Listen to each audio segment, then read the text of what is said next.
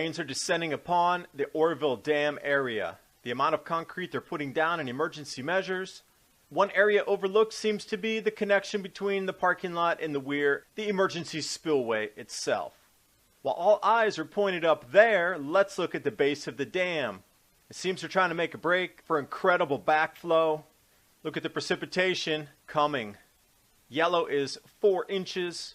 The entire drainage basin here going to be flowing into that dam. Everywhere you look, 7-day QPF, 5 to 6 inches. More localized forecast showing the same, up to 7 to 9 inches. They've lowered the dam to 870 feet. But with that much flow coming in, they're looking at 140 feet of inflow. Minus the 127 outflow means that emergency spillway will overtop 13 feet.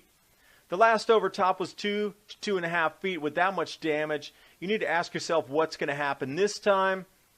The number crunchers are on it, and if there is a breach at that connection, the uncontrolled release will be 5,800,000 cubic feet per second. And if this thing does break during this storm, the wipeout of the gas pipelines going north, the wipeout of the highways and road system in Northern California, are you prepared? Emergency spillway, massive damage control effort to shore up concrete, drop rocks, and do everything they can as this storm descends on that area starting right now. A wide-out view here, you can see where they've been dumping rocks and concrete. The lighter gray areas is the new rock where they've concreted in and tried to shore up. Aerial view, bottom of the concrete spillway eroding slowly but surely. One thing they're not really shoring up or taking care of is that actual connection of the weir between the parking lot and the emergency overflow spillway. And this one coming off the comment board of the articles I've linked below in the comment box. The wet side of the emergency spillway, it only looks to be 6 feet deep. Where's this 30 feet that we were told in the news? Also, with all the calculations coming in with rainfall versus the size of the drainage basin and the acreage of the lake, they're looking at 140 feet of inflow minus the possible 127 feet outflow. Means that this emergency spillway is going to overtop by 13 feet this storm. The last overtop was only 2 to 2.5 feet, and it did that much damage. And they were so worried about complete failure of that emergency spillway section that they evacuated. So something that's 3 or 4 times more powerful, what kind of damage will it do this time? And while all eyes are pointing to the top of the dam, let's look at the base of the dam. What's going on down there? Some emergency measures as well. It looks like they're trying to create a break, a buffer from the backflow. So they are intending to let that full outflow roll at 250,000 cubic feet per second on that concrete spillway, regardless of the amount of damage that will happen or erosion. They're really between a rock and a hard place. And I'm not trying to make a joke about that either with showing you this giant boulder rock abutment there, but truly, they're out of options. The forecast amount of rain coming in. Let's look at the progression here. This will take us through February 20th, February 21st. The entire drainage basin will be inundated with water and snow. And if that rain is just above freezing, it's going to create snowmelt. Extended forecast, Oroville, heavy rain, rain, rain, rain. Showers, showers, and more rain. Snow forecast, again, it's going to be at higher elevation, so some of that precipitation will be trapped in the form of snowfall. But when we're looking at February 16th, here's where it comes right now. February 18th, that storm keeps rolling right through. February 22nd, the second storm inundates the area. Again, 3 to 4 inches. And GFS does a good pull on this to show where everything is going to collide with the western coast.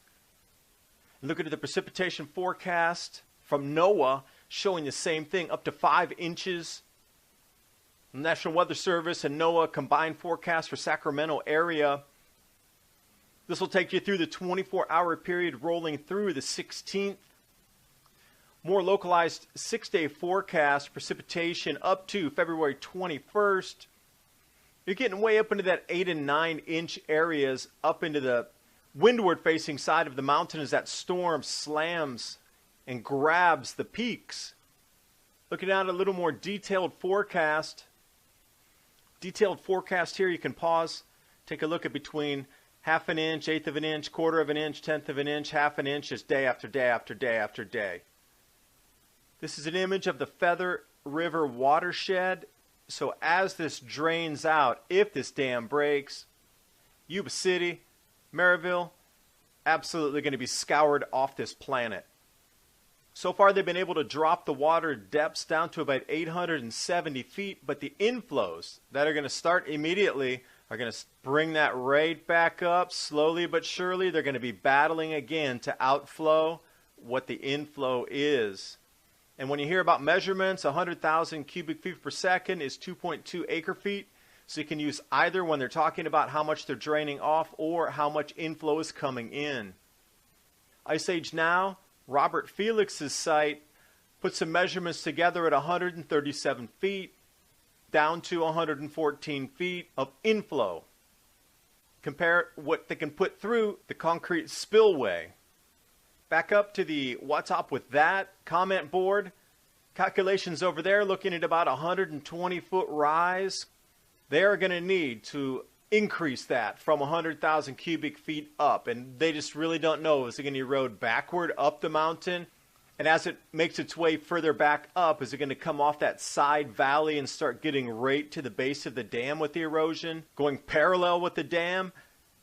This is just an unprecedented event. Another 6 inches possible over the next week to 10 days. And if it rips, remember, you're looking at about 5.8 million cubic feet per second. Something 58 times the current flow going down the concrete spillway, unchecked, ripping through that mountain valley and all the drainage basins going out, flooding. You know, flooding is an understatement. Scouring towns, cities, highways, and whatever else is in its way. And for some reason, if they're in their wildest dream able to lower the lake levels to 813 feet, they will not be able to spill any more out, and it will simply fill up from there, and then it'll be a battle against inflow and outflow. And join me tomorrow night when John Casey and I discuss his book, Upheaval. As you know, my channel is mainly devoted to effects of the sun and the mini ice age based on 400-year cyclical patterns. During every grand solar minimum, there is a catastrophic quake on the New Madrid fault zone up the Mississippi River basin. And John, in his book, details the absolute wipeout of infrastructure that will happen in this mega quake. But we need to just simply use the same parallels and come over here into California. If this inland tsunami wipes everything clean in its path, which it will, how many natural gas pipelines are going to be wiped out? How many interstates and roadways are going to be scoured clean? It's not going to be like repairing a bridge. They're going to have to completely rebuild, resurvey, refoundation, relay everything. It will be scoured from this earth. And are you prepared for that? When we look here, the flooding as well, how's that going to affect agriculture in Northern California? What about the delivery systems to and from supermarkets? If you're without gas, you're without power, you're without food, are you prepared? And the drainage basin, for sure. Marysville and Yuba City, we need only go back to the 1860s, and this is Sacramento. This was the flooding that came out of the exact same drainage basin. And when they built the dam, they were only looking at cycles and historical record from the last 150 years. We are entering a new grand solar minimum that is going to take us into 400-year cyclical pattern, record-breaking, 400-year floods, 400-year snowfalls, 400-year temperature records broken. And this is just another example of it in play. And when you simply look at the amount of water coming on this flood, this is just one storm. There's 3 more lined up out in the Pacific to follow after this with the same intensity, same amount of rainfall, and how much more can this dam endure? For all of you listening, I truly say this from the bottom of my heart. You need to prepare to get out of there because this dam, I do not believe, is going to hold. Once you leave your home, what you have in your car is what you will get to keep. They're not going to warn you days in advance to tell you this very fact, that what you leave with in your car is all you will have remaining in your life. Governments will not tell you that. People will panic. They will choose to die with their stuff than they will to leave with a car full of possessions and leave everything behind. So you need to take these warnings seriously, that there is a lot of water coming in, and the power of nature dwarfs what we think we can control.